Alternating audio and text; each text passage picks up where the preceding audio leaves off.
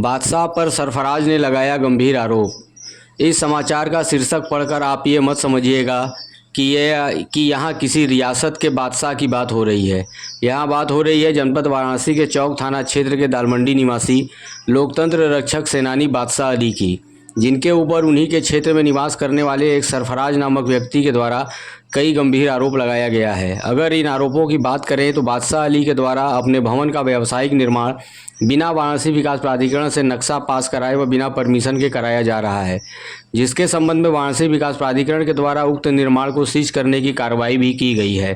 परंतु बादशाह अली व उनके तथाकथित बिल्डरों के द्वारा विकास प्राधिकरण की आंख में धूल झोंकते हुए उक्त निर्माण को कराया जा रहा है।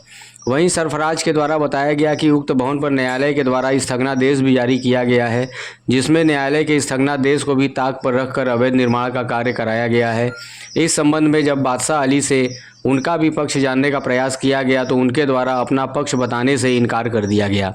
आगे सुनिए कि सरफराज ने क्या आरोप लगाया है और क्या है ये पूरा मामला। वाराणसी से देखिए बिना यादव की रिपोर्ट। आप देखते रहिए बीएम ब्रेकिंग न्यूज।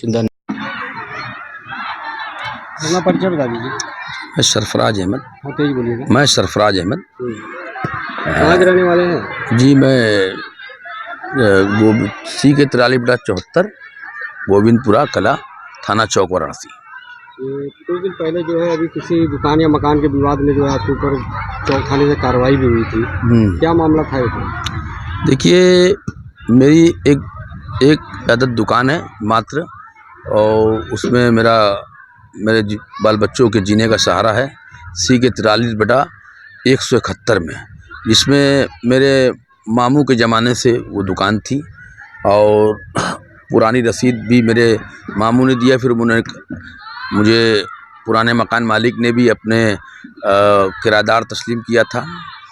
और उसके बाद जब बादशाह अली एंड कंपनी, इनके भाई वजीर हसन बादशाह और मिजाजुल हसन, इन लोगों ने जब अपना नाम नामकरण करा लिया केन प्रकरण, क्योंकि ये संपत्ति मैं बताना बहुत ज़रूरी समझता हूँ कि जिनसे बादशाह अली ने हिब्बा लिया, जब मुझे प्रताड़ित किया गया तो मैंने इसकी तह में जानने की कोशिश की। इसके पहले तो मुझे मालूम नहीं था। तह में जानने की कोशिश की तो ये मालूम हुआ कि जिन मोहतरमा से इन्होंने हिब्बा जवानी लिया है, वो मोहतरमा जो है कराची के चौरंगी टाउन में मर चुकी हैं, वहीं दफन हो गई। उनसे हिब्बा कैसे ले लिया? ये तो शत्रु संपत्ति थी। खैर इन्होंने नाम चढ़ाया नगर निगम के अफसरों को मिलाकर किसी प्रकार, और इन्होंने कहा कि मैं मकान मालिक हूँ, मुझे मकान मालिक तस्लीम करो वरना तो आपको बाहर फेंक दिया जाएगा। मुझे इसका पूरा आभास हुआ। मैं इस संबंध में कोर्ट भी गया। ये बादशाह अली उर्फ मिजाजुल हसन के मिजाज में तल्खी है और बेईमानी का मिजाज रखे हुए, तो उसके खिलाफ मैंने कोर्ट से एक स्थगन आदेश, टेक आर्डर मुझे मिला माननीय न्यायालय सिविल डिवीज़न 3 से। अब वो आदेश अभी भी यथावत जारी है। अब जो मकान मालिक है उसकी नियत में फिर उसने कटरा बना कर दुकान मुझे दी और उसके बाद उस पर उसकी नियत बदल गई और ताला चढ़ा दिया। जब मैंने ताला पूरा जाकर उसको लोगों को, अपने साथियों को ले आके, साथ घर के लोगों को ले आकर मैं ताला चढ़ाया तो उसने ताला पुनः तोड़ दिया, फिर कब्जा ले लिया। इसी बात की सूचना मैंने थाने पे दी।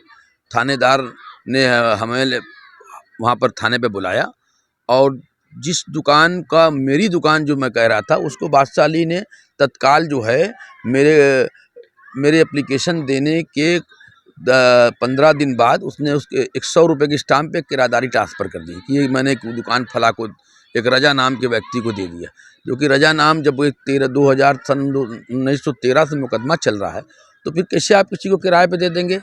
और जो खुद किराएदार था, जो खुद किराएदार स्थापित है, मेरे पास खतौनी है जिसमें सिराजुल हसन, मिजाजुल हसन के बाप सिराजुल हसन खुद ऑलरेडी किराएदार थे और वो मुस्लिम संप्रदाय के शिया जमात से आते हैं और प्रॉपर्टी सुन्नी जमात की है और हिब्बा जवानी ब्लड रिलेशन को दिया जाता है। किस हिब्बा और किससे हिब्बा लिया गया, कहाँ से लिया गया, कौन लोगों से लिया जो देश छोड़ के चले गए और बाहर में जाकर इंतकाल भी कर गए, तो कहीं बहुत बड़ी साजिश है और इस साजिश में बहुत लोग मुलव्विस है और हमारे बाल बच्चों का हक मारने की कोशिश की जा रही है।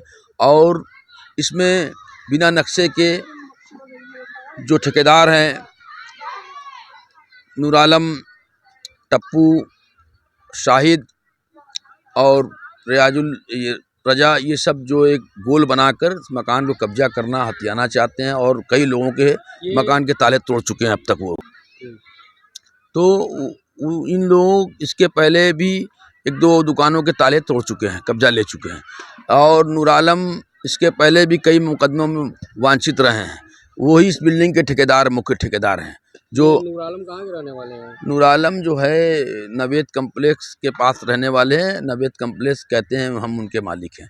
खैर उसमें मैं नहीं जाना कि वो मौजूदा हाल में बैकग्राउंड से ठेकेदार हैं, और उस ठेकेदार में सारी इस बादशाह अली और फर्स्ट नंबर में, दूसरे नंबर में नूर आलम, तीसरे नंबर पे शाहिद, मोहम्मद शाहिद, ये तीनों की।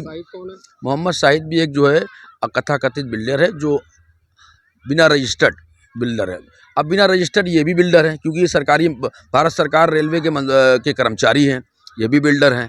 कौन कर्मचारी है रेलवे का? नूर आलम साहब अभी वर्तमान में भी कर्मचारी? हाँ, DLW में कार्यरत हैं, वो भी कर्मचारी। अभी इनके ऊपर एक मुकदमा भी आयत हुआ, क्या नाम है, एक पुलिस कर्मी के बच्चे को गिर गया छत से, मुकदमा अभी इनके ऊपर कायम हुआ। अब इसके बाद क्या प्रारूप हुआ मुझे नहीं मालूम, मगर इतना कन्फर्म है कि उनको खिलाफ मुकदमा हुआ।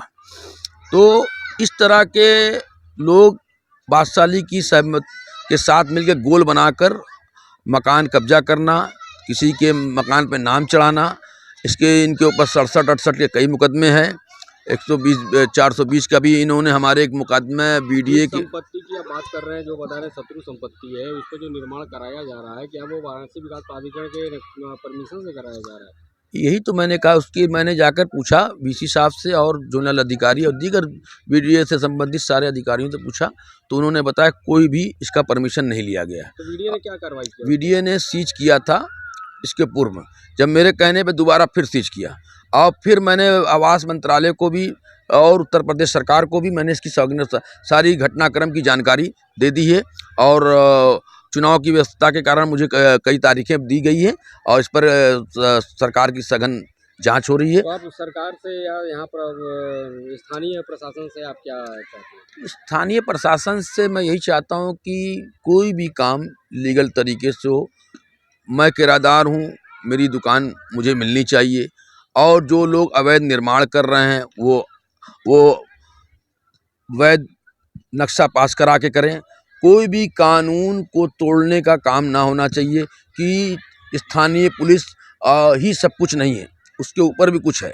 और माननीय मुख्यमंत्री योगी आदित्यनाथ ने इस प्रदेश को कहा कि शासन है, यहाँ कुशासन नहीं है, तो कुशासन बनाने की कोशिश की जा रही है और शक्ल बदली जा रही है। शक्ल बदलने से कुछ नहीं होगा, जो सरकार चाहती है वही होगा, और गलत लोगों के खिलाफ बुलडोजर चलेगा। मैं इस बात पे उम्मीद हूँ।